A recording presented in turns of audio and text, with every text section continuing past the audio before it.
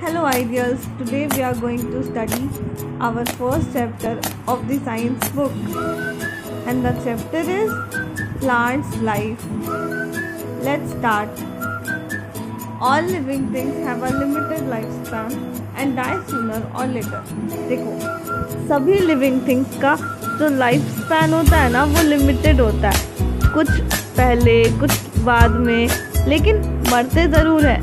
सारे ऑर्गेनिज्म मरते ज़रूर है, चाहे कुछ पहले मर जाए चाहे कुछ बाद में मरे, बट सारे ही मरते हैं। So they produce young ones like themselves during their lifetime so that their species may not die out.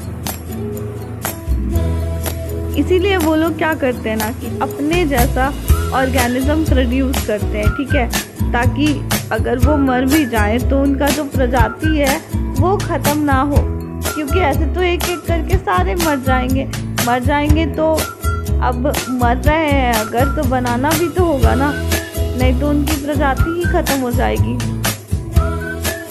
The process of producing new individual from its parent is called reproduction. देखो, new individual बनाने का जो process है उसके parent से, उसको हम लोग क्या कहते हैं? रिप्रोडक्शन कहते हैं। Plant reproduction is the process by which plants generate new individual. Plant reproduction ऐसा प्रोसेस है जिससे प्लांट क्या करते हैं? न्यू इंडिविजुअल को जेनरेट करते हैं। और ऑफस्प्रिंग मतलब भी वही होता है, babies. Okay,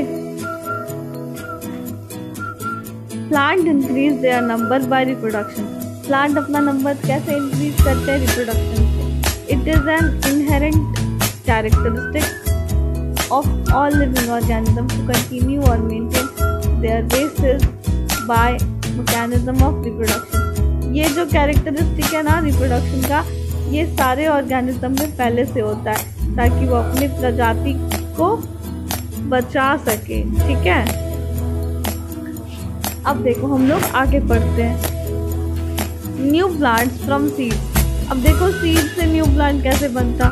most plants bear seed. अधिकतर प्लांट जो है वो सीड बियर करते हैं। Why do you think a seed is necessary for a plant? आप लोगों को लगता है कि सीड जो है वो प्लांट के लिए ज़रूरी है? क्या आप लोगों को ऐसा क्यों लगता है कि प्लांट के लिए जो सीड ज़रूरी है? Plants have seed so that they can produce more of their kind. अगर देखो, अगर प्लांट में सीड होगा तो ही प्लांट रिप्रोड्यूस कर सकता है, ठीक है, अपने जैसा बहुत सारा प्लांट बना सकता है। A plant produces many seeds. Plant जो है वो बहुत सारा सीड्स प्रोड्यूस करता है। अ seed is a part of a plant that grows into a new plant. Seed एक ऐसा पार्ट है प्लांट का जो कि न्यू प्लांट में ग्रो कर जाता है। Generally seeds are found inside the fruit, ठीक है, inside the fruit. Seeds are found inside the fruit. Seed हम लोग को कहाँ मिलता है? जनरली फ्रूट के अंदर। Okay, they are of different size, shape and colours. Different shape के होते हैं, साइज के होते हैं और कलर्स के होते हैं। Some fruits like mango and coconut have one seed. कुछ फ्रूट्स जैसे कि मैंगो है, कोकोनट है, इनमें एक ही सीड होते हैं। अब देखो आगे, पार्ट्स ऑफ अ सीड। अब हम लोग पढ़ेंगे सीड के पार्ट्स को। Seed coat. It is the outer covering of the seed. It protect the internal part. Seed coat क्या है ना? आउटर कवरिंग है सीड का, जो कि सीड के इंटरनल पार्ट को प्रोटेक्ट करता है। अब देखो नेक्स्ट पार्ट, सीड लीव्स और cotyledon. Cotyledon are present inside the seed. Cotyledon कहाँ प्रेजेंट होता है? सीड के अंदर। Cotyledon absorb the food from the parent plant and store it for the embryo. Cotyledon parent plant से क्या करता है ना? फूड को स्टोर कर लेता है, ठीक है, और पेरेंट प्लांट से लेकर के उसको स्टोर कर लेता है। किसके लिए? एम्ब्रियो के लिए। They also protect the embryo. वो एम्ब्रियो को भी प्रोटेक्ट करते हैं। एम्ब्रियो मतलब फ्यूचर प्लांट, ठीक है। Some seeds have 2 seed leave. कुछ सीड्स में क्या होता है? 2 सीड लीव होते हैं, लाइक ग्राम, टी, बीन, ये सब क्या है? इसमें 2 सीड लीव होते हैं। Such seeds are called dicot और डाइकोटिलेडोनस। ऐसे सीड्स को हम लोग डाइकॉट बोलते हैं या तो dicotyledonous. Some seeds have only one seed, कुछ सीड में केवल एक ही सीड होते हैं। दे आर कॉल्ड मोनोकॉट और मोनोकोटिलेडोनस। तो ऐसे सीड्स को हम लोग क्या कहते हैं, मोनोकॉट और मोनोकोटिलेडोनस, कोटिलेडोनस। ठीक है, अब देखो आगे, एम्ब्रियो और बेबी प्लांट। एम्ब्रियो को ही बेबी प्लांट कहते हैं। It is present inside the seed which develop into the plant. Embryo कहाँ प्रेजेंट होता है, सीड के अंदर। सीड मतलब बीज, बीज के अंदर एम्ब्रियो प्रेजेंट होता है। एम्ब्रियो मतलब बेबी प्लांट, ठीक है। और फिर एम्ब्रियो से ही नया प्लांट बन जाता है। The embryo give rise to the baby shoot and root. अब देखो, एम्ब्रियो से ही शूट भी बनता है और रूट भी बनता है। रूट को हम लोग बोलते हैं रेडिकल, शूट को बोलते हैं प्लूम्यूल, ठीक है। अब देखो, germination of a seed. In simple words, germination can be defined as the growth of a seed into a young plant और अ सीडलिंग। जर्मिनेशन को हम लोग अगर डिफाइन करना चाहे सिंपल वर्ड्स में, तो हम लोग ऐसा कह सकते हैं कि एक सीड जो है वो यंग प्लांट में ग्रो कर जाता है, तो हम लोग इस प्रोसेस को जर्मिनेशन कहते हैं। Okay, seed germination is a process by which a different plant species grow from a seed into a plant. Seed germination एक प्रोसेस है जिसमें कि एक नया ही प्लांट स्पीशीज सीड से बन जाता है, ठीक है। A common example of seed germination is the sprouting of a seedling from a seed of angiosperm और जिम्नोस्पर्म। अब देखो, कॉमन एग्जाम्पल जर्मिनेशन का क्या है, हम लोग जो स्प्राउटिंग, अंकुरित करते हैं ना, अंकुरित करते तो देखते हो, फिर देखते हो उसमें रूट दिखने लगता है हम लोगों को, यही है। अब देखो आगे, the process of seed germination. When seeds get enough water, air and warmth, they grow into new plants. जब seeds को सही मात्रा में पानी, एयर और गर्मी मिलती है ना, तो ही वो न्यू प्लांट में ग्रो करता है। This softens the seed coat and change the stored food into a soluble form for the use of embryo. इससे क्या होता है ना कि ये सीड कोट को सॉफ्ट कर देता है और स्टोर फूड को सॉल्यूबल फॉर्म में चेंज कर देता है ताकि एम्ब्रियोज को यूज कर सके, ठीक है। Embryo stored food inside it. Embryo का फूड कहाँ स्टोर किया रहता है, उसके अंदर। It covered by a seed coat for protection. और वो सीड कोट के द्वारा प्रोटेक्ट किया हुआ होता है। When the embryo becomes too large, the seed coat bursts open and the growing plant emerges. अब देखो, जब एम्ब्रियो बड़ा हो जाता है ना, बड़ा होने लगता है, तो सीड फट जाता है, सीड कोट फट जाता है, ठीक है। और क्या होता है, ओपन हो जाता है और फिर हम लोगों को दिखने लगता है कि प्लांट ग्रो करता है। The tip of the root is the first thing to emerge. सबसे पहले हम लोगों को रूट का टिप दिखता है, okay.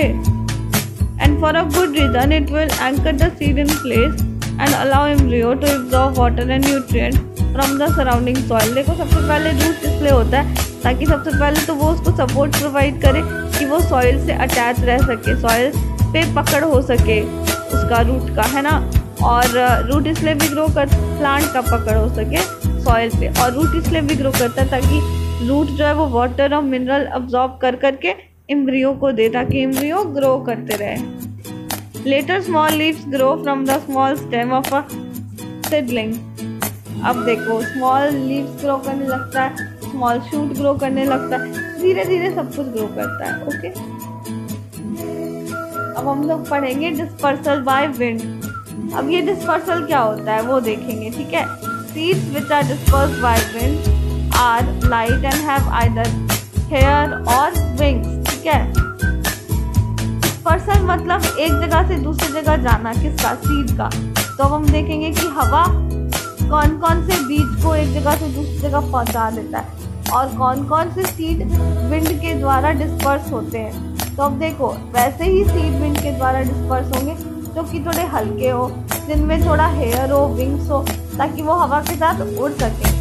These help the seed to be carried away with the wind. अब ये सब स्ट्रक्चर जो है ये उसको हेल्प करेगा सीड को, ताकि वो हवा के साथ उड़ करके जा सके एक जगह से दूसरी जगह। अब इसका एग्जांपल देखो, example of such seeds are cotton, dandelion and maple. इसका एग्जांपल यही है, ठीक है। अब देखो dispersal by animal, some birds and animals after eating pulp of the fruit और after sucking their juice throw away the seeds. कुछ birds and animals क्या करते हैं ना, पल्प ऑफ द फ्रूट मतलब फ्रूट खाने के बाद, फ्रूट का छिलका खाने के बाद या जूस पीने के बाद फ्रूट का बीज को फेंक देते हैं, थ्रो अवे द सीड्स, ठीक है। These seeds on getting suitable condition germinate and grow into new plant. और अगर वो बीज को सही टेम्परेचर, सही मात्रा में पानी ये सब मिले तो वो ग्रो कर जाते हैं, ठीक है। Some seeds have sticky hairs. अब कुछ सीड्स से कुछ स्पेशल स्ट्रक्चर्स भी होते हैं जो उसको एनिमल्स के द्वारा डिस्पर्स कराने में हेल्प करते हैं, जैसे कि स्टिकी हेयर्स है, ब्रिसल है, हुक्स है, बार्ब्स है, ठीक है। ये सब हेल्प करता है। ये सबसे होता क्या है ना, these get transported by sticking to the fur. Animal के फर पे चिपक जाता है और फिर जब एनिमल इधर उधर जाता है तो ये उसके साथ चला जाता है, और या फिर ये ह्यूमन बीइंग के क्लॉथ पे भी चिपक जाता है, उसके कारण भी होता है, ठीक है। बागनकी इसका एक एग्जाम्पल है, फुंटाग्रा एक एग्जाम्पल है, ठीक है। अब आगे देखते हैं dispersal of seeds bye water. अब देखो सीड का डिस्पर्सल वाटर से कैसे होता है। The seeds of the plant that grow near और दैट ग्रो इन और नियर फ्लोटिंग वाटर। अब देखो वैसे प्लांट के सीड्स जो कि या तो पानी में ग्रो करते हैं या तो पानी के पास ग्रो करते हैं, वो जनरली वाटर से ही डिस्पर्स हो जाते हैं। For example seeds of coconut, lotus and mangrove plant are carried away by water. अब देखो जैसे कोकोनट है, लोटस है, मैंग्रोव प्लांट का सीड्स है, ये सब कैसे कैरी अवे होता है, ये सब कैसे जाता है, वाटर के थ्रू, ठीक है। अब देखो dispersal of seeds by explosion. अब ये डिफरेंट केस है, ये हम लोग पढ़ते हैं। Some seeds are thrown away by the fruit itself. कुछ सीड को तो उसके फ्रूट ही इधर उधर फेंक देते हैं। अब वो कैसे देखते हैं, the walls of the fruit curl and burst open while drying and throw out the seed. Fruit का जो वॉल होता है ना वो बर्स्ट हो जाता है, फट जाता है और इधर उधर सीड्स पूरा बिखर जाता है। Some example of exploding fruit are the peach, geranium, balsam, poppy and castor. अब देखो ये यहाँ पे कुछ एग्जाम्पल्स दिए हुए हैं ऐसे फ्रूट्स के जो कि जिनमें सीड का डिस्पर्सन कैसे होता है, तो सीड का डिस्पर्सन एक्सप्लोजन के थ्रू होता है, मतलब वो फ्रूट बॉल ही फट जाता है तो पूरा सीड बाहर इधर उधर हो जाता है। अब देखो germination of new plants through vegetative propagation, through vegetative parts, ठीक है। Most plant grow from seeds but some plant grow from other parts of plant. अधिकतर प्लांट कहाँ से ग्रो करते हैं, सीड से, लेकिन कुछ प्लांट जो है वो अलग पार्ट से भी ग्रो कर जाते हैं। जैसे देखो germination of plant from stem. अब स्टेम से नया प्लांट कैसे ग्रो कर जाता है वो देखेंगे। Some plants grow from the cutting of stem of the parent plant. अब ऐसा होता है ना कि कुछ प्लांट के अगर स्टेम को हम लोग काट करके दूसरे प्लांट पे लगा देंगे तो वो ग्रो कर जाता है। मतलब अगर एक प्लांट है उसका स्टेम काटे और फिर उसको मिट्टी में लगा दिए तो वो ग्रो कर जाएगा। These stems have small buds on them. ऐसे स्टेम में छोटे छोटे बर्ड्स होते हैं, ठीक है। New plants grow from these buds. New plants इसी बर्ड से ग्रो करते हैं। Plants such as rose, hibiscus, mint and sugarcane are grown this way. Plants में जैसे रोज है, हिबिस्कस है, मिंट है, शुगरकेन है, ये सब इसी तरह से ग्रो किए जाते हैं। Potato and ginger are underground stem. Potato and ginger क्या है, अंडरग्राउंड स्टेम है। Potato has buds known as eye on it from where new plants can arise। Potato के ऊपर ना बर्ड्स होते हैं जिसको हम लोग आई कहते हैं, ठीक है। ये आई से ही फिर न्यू प्लांट ग्रो कर जाता है। अब हम लोग देखते हैं germination of plants from root. Plant का जर्मिनेशन रूट से कैसे होता है। Plant like sweet potato, carrot and radish grow from buds present in their roots. अब देखो कुछ प्लांट्स है जैसे स्वीट पोटैटो, कैरेट और रेडिश के जो रूट्स होते हैं ना जड़, उनमें बर्ड्स प्रेजेंट होता है और ये बर्ड से फिर न्यू प्लांट अराइज कर जाते हैं, मतलब न्यू प्लांट ग्रो कर जाते हैं। Germination of plants from leaf. अब देखो कुछ प्लांट ऐसे भी हैं जो कि किससे ग्रो कर जाते हैं, लीफ से ग्रो कर जाते हैं। Some plants as bryophyllum, begonia and cactus, ये सारे प्लांट्स कैसे ग्रो कर जाते हैं, लीफ से, ठीक है। Grow from the birds present on their leaf, इनके लीफ पे बर्ड्स प्रेजेंट होता है और ये उससे ग्रो कर जाते हैं। अब देखो germination of plants from spores. अब जर्मिनेशन ऑफ प्लांट स्पोर्स के थ्रू कैसे होता है वो देखेंगे। Some plants like fern, mosses and mushroom do not bear flower. कुछ प्लांट जो है फ्लावर बियर नहीं करते, मतलब उसमें फूल नहीं लगता, so they can not produce seed, तो उसमें सीड्स ही नहीं प्रोड्यूस होते हैं। They have special structures called spores that help in reproduction, जो कि रिप्रोडक्शन में हेल्प करता है। उनके पास एक स्पेशल स्ट्रक्चर होता है जिसको क्या कहते हैं, स्पोर्स कहते हैं। New plants grow from these spores. नए प्लांट्स कैसे ग्रो करते हैं, इस स्पोर्स से ग्रो करते हैं। अब देखो crops and agriculture. Plants that are grown in large quantity to provide food and other useful substance are called crops. ऐसे प्लांट्स जो कि लार्ज क्वांटिटी में ग्रो किए जाते हैं फूड या कोई अदर यूजफुल सब्सटेंस देने के लिए, बनाने के लिए, उसको कहते हैं हम लोग क्रॉप, ठीक है। Different crops are grown in different season. Different crop कब ग्रो करते हैं, अलग अलग सीजन में ना, अलग अलग क्रॉप अलग अलग सीजन में ग्रो करते हैं। Crops that are grown in summer season are called kharif crop. ऐसे क्रॉप जो कि गर्मियों के दिन में ग्रो किए जाते हैं उसको हम लोग खरीफ क्रॉप कहते हैं। अब देखो खरीफ क्रॉप के एग्जांपल राइस है, ज्वार है, बाजरा है, मेज है, पल्स है, ठीक है। Crops that are grown in winter are called rabi crops. अब ऐसे क्रॉप्स जो कि विंटर में ग्रो किए जाते हैं उनको हम लोग रबी क्रॉप कहते हैं, जैसे वीट है, ग्राम है, ये दोनों क्या है, rabi crop. The practice of growing large quantity of plant for food and other purpose is called agriculture. अब देखो लार्ज क्वांटिटी में प्लांट ग्रो करना खाने के लिए या किसी और पर्पस के लिए, तो इसको हम लोग कहते हैं एग्रीकल्चर।